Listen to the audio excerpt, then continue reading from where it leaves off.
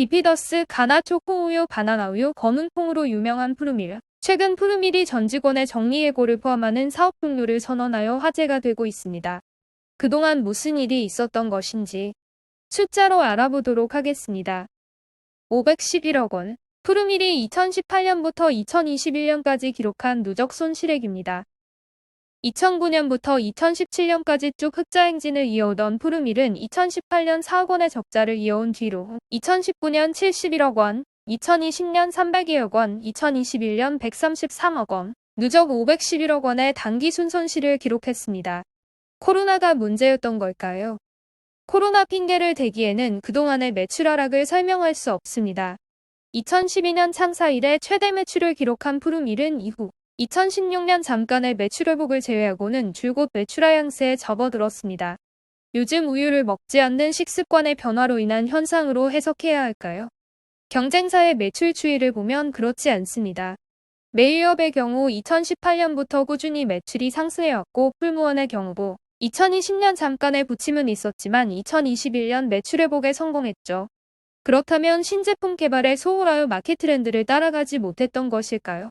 비피더스, 가나 초코우유, 바나나우유, 검은콩이 들어있는 우유 등 탄탄한 스테디셀러 라인업을 갖추고 있던 푸르밀은 경쟁사들과 마찬가지로 유제품 업계 전반의 수요 감소에 돌파구 마련에 힘쓰고 있었습니다. 2018년 신준호 회장의 아들 신동환 대표이사 취임 이후 2020년 홈트 열풍에 발맞추어 단백질 식품 라인업을 개발하기도 했죠. 이후 올 초만 해도 신제품 및 건기식 라인업을 추가하여 적자 탈피를 도모하는 움직임도 보였습니다. 그러던 와중 사업 종료라는 갑작스러운 결정을 하게 된 것이죠. 그래도 대표이사가 바뀐 지 그리 오래되지도 않은 것 같은데 일이 성급해 보이는 결정을 한 이유는 무엇일까요? 2021년 기준 푸르밀의 총자산은 866억 원으로 부채 723억 원을 제외한 순자산은 142억 원입니다. 하지만 2018년 이후 지속적으로 커져오는 영업손실 규모를 고려하며 2022년 푸르밀 재무제표는 완전자본 잠식에 돌입할 것으로 보입니다. 447억 원. 푸르밀의 단기 차입금입니다. 2020년 293억 원이었던 단기 차입금은 2021년 447억 원으로 급증합니다.